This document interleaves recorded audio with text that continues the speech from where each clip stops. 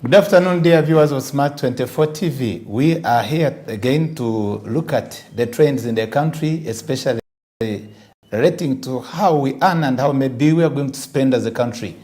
And together with me, I have a guest who will introduce himself before I move forward. You can introduce yourself. Thank you, Dr. Joseph Tindewa.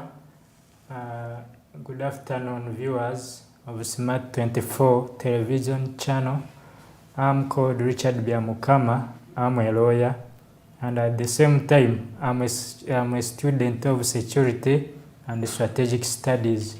So I'm exceedingly humbled, Dr. Tindewa, for the invite and Smart 24 TV. So let's share together and look into how our economics will drive us through the next financial year for God and my country. Thank you. I'm Dr. Joseph Tindewa with you during this lunch break. And our concern as we are waiting to have the budget today, the national budget, for the estimates, the expenditure and the income to be read by His Excellency the President, of course, on behalf of His Excellency, that is the Minister of Finance, Planning and Economic Development. We are projecting and we are raising our expectation in our discussion during this lunchtime, depending upon the current state of the economy, whether we have a promise through this national budget that is to guide both the expenditure and the income of the country in the next financial year. We'd like to have this information that can reach everybody outside there, that this financial year budget 223, right, 224, we are looking at 48.1 trillion. And that's the budget of the country, which is to maybe promise you outside there whether the situation at hand, economically, socially, and politically, whether our country will have to achieve stability and the targets that have been set. And within this budget, it is important again to reflect on what is our current debt. The current debt, national debt, is at 73.8 trillion. And also, it's important to know whether the previous expenditure, the national expenditure of the country, has been in agreement or tandem with what the country is expected to be spending on. And there are also some previous gaps identified apart from this national debt. It is believed over the last 10 years, yes, 51 trillion shillings has been cited to be funds that have been mismanaged, and part of it, through corruption, of course, embezzlement, and so forth. And we are aware, especially building on the previous budget framework paper, it was identified and reviewed that 14 trillion will be such an amount of money which will be allocated to development expenditure. We have a promise with us that in order to stabilize this economy, the President continued to emphasize that we'll focus on production and looking at the capital flight, especially to invest where the country national economic growth and development can achieve much. And that includes a number of projects. I'm going to be reflecting on them later. But meanwhile, it is again important for us to know that 48 trillion minus 14, which is on development expenditure, our dear guests, that will give us 34 trillion, which will be going to all other areas of expenditure. So please, it's a pleasure to have this discussion, maybe to give hope to Ugandans whether the existing theme that has been revealed to us and available to us, that industrialization for inclusive growth, employment, and wealth creation, whether this will be a reality or not, it's now the debate of the day. Allow me, dear viewers and listeners, to welcome Mr. Byamukama in his also critical opinion to give us his view. Thank you, Doctor. Giving a few highlights about the budget, you see, it is a constitutional mandate of the President that it is the president who is supposed to delegate someone, because according to the constitution, the president is the minister of finance. Mm-hmm. He just delegates the minister of finance to read the budget on his behalf. Mm-hmm. So like when you study the figures of the budget, like the allocations, you see we have a budget of 48.5 trillions. So like the amount of money going to be coming from our revenue collections is about 25.7 trillions. So where is the rest going to be coming from? It is inevitable that we shall go for borrowing, because we expect a few grants of about 2.1 trillion shillings and the domestic borrowing of 7.1 trillion. So it is inevitable that we are going to borrow in order to finance this budget. So this budget, in terms of budget definitions, we call it, is it a deficit budget, running a deficit budget? A budget where you have no finances, but you anticipate that in the future or through other means you will be able to get the allocated resources.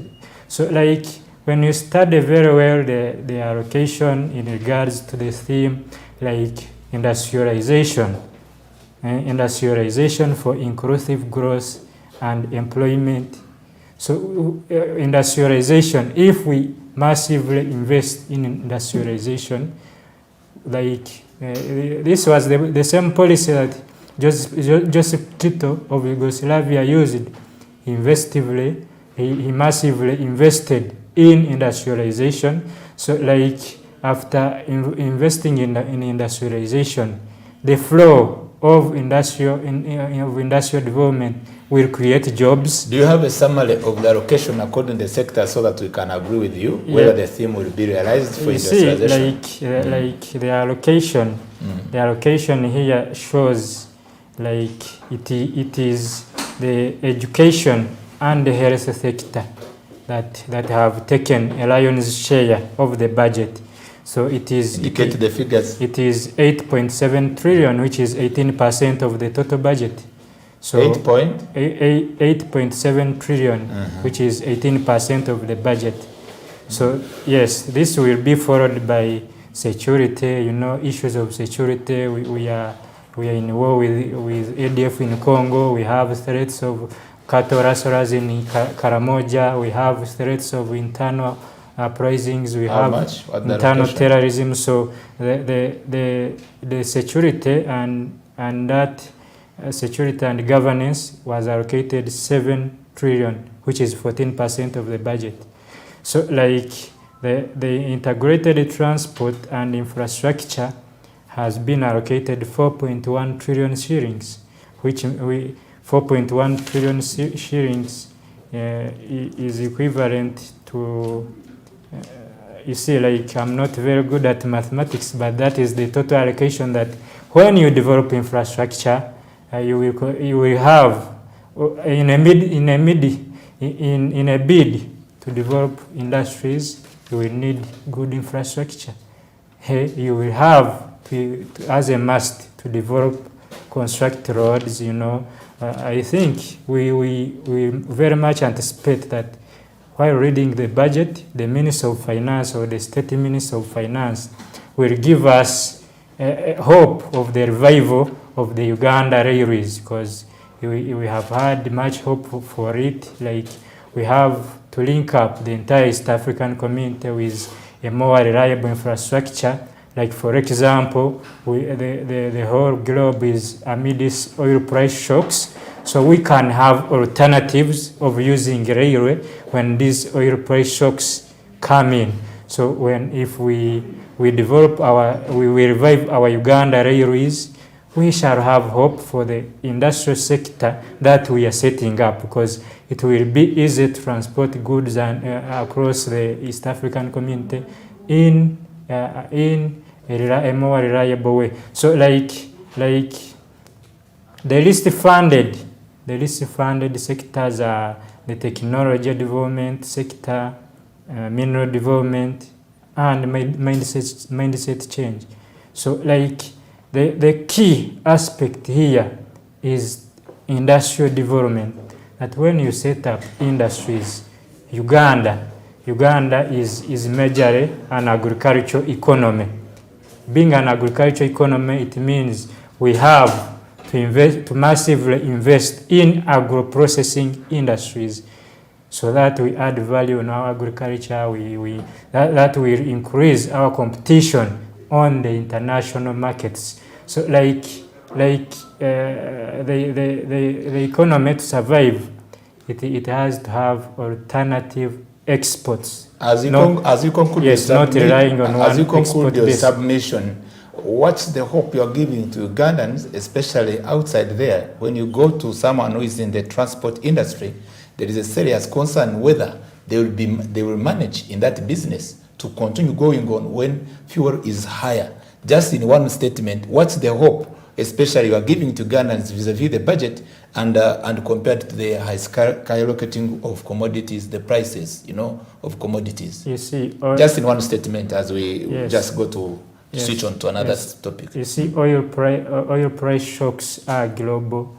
We have to endure. Any promise? Do you think any expectation that we are going to have any stability? Not necessarily. Not necessarily. Please, thank you so much. And of course, he cannot provide all the answer because he's not the one who does it all. Let's welcome our comrade, Mr. Makuya. Fred, it's a pleasure to have you and to give us also the highlights and opinion of where we are going, especially in reflection of this budget. Doctor, thank you so much. Of course, I'll be picking it up from there. My name is Fred Makuya, and of course, our vision is to drive business from morning up to morning. Of course, we'll be making a number of analysis. You cannot talk about the finance. Doctor, you can never talk about the financial year and you don't talk about sectors where government is going to get money. Doctor, is this a people's budget in your perspective? Is this really a people's budget? As a political analyst, Doctor? I look at the nature of this budget. Much as the declaration to be a people's budget, it should go with the actions, because statements alone cannot build nations. It's actions which build nations, and the actions portrayed leave some questions unanswered, so that we can graduate to have it as a people's budget. Number one, we are talking of having a budget of 48.1 trillion shillings and locating to around 1 trillion shillings for the parish development model, which seems to be the anchor, which seems to be central of driving the economic growth of this country. And 1 trillion, when you just distribute it either for development, indeed, at a parish level, where they are around like 1,000 homesteads, that is just, a drop of what in an ocean. And if at all we are to deal with what we call economic growth calls for household productivity, where every house is producing what will now end up into the market that we are talking about. So it leaves unresolved the question in that area of the balance of allocation to sectors that are productive. That's where I leave it as a question to us, that something is needed to be done much more. I am also very hopeful that this time around the people themselves will benefit. Doctor, government is arguing and it is saying this time around the money will go direct to the people through the parish development model. Are you optimistic that this time around we will basically see more changes coming up? The hope for this country remains on how we can have the integrity in expenditure. You can talk about the money which goes to the parish model is declared, even that 1 trillion. But is it going to reach? It happens to be, I conducted a research in 2013, of which was looking at the mismanagement of the allocated funds, which what you call fiscal decentralized allocated funds. That when we had NADS program, we had NADS program 1, NADS program 2, and the Operation Creation Wealth, and also which we are referring to the NYOGA. And it is vividly known, even stated by His Excellency the President, that there are vultures who steal this money. And even the little that will be allocated to reach there, the mechanism that the government should deliberately put on, apart from the change of attitude, there's the funding for change of attitude, how people should change their attitude, not steal. I think much more action is needed. so that the public funds are not stolen and they are not also misused by those who are expected to manage very well our resources. Doctor, I must say thank you so much for that in-depth analysis. Of course, you can talk about the budget and you don't talk about the Uganda Revenue Authority. Doctor, in 1 minute, what would be your take, or what message would you have for URA? Because I know the ladies out there ready to come in and give us an in-depth analysis. What message do you have for URA as we head towards this? The Uganda Revenue Authority, it cannot just work or exist in isolation. It must have much more to connect with investment, because you've not come to collect money of which you don't know how it is being earned.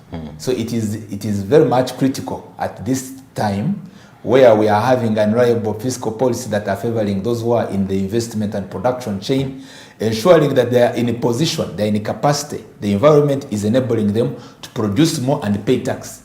And of course, that deal with the export trade. And export trade compared to also the import trade. So what are we producing much more? And how many, business, macro business investors in the private sector, how are we supporting the private sector? So the URA should be concerned on those in production, whether they're in the capacity to produce, and then they pay the taxes, because that's where they get the revenue. Doctor, I must confirm to you that is where our discussion is going to start from. Of course, abatulaba butereva ku kitongole kya Uganda Revenue Authority tugenda kubanga tutandikira. Tosobola kwogera kumbalira n'otayogera ku kitongole kino kubanga balina 25 trillions balina okubanga banoonya mu mbalirira ejja egenda okubanga etandika eya 2022 2023. Awo wenyini tugenda kubanga tutandikira katumulemu tovaawo.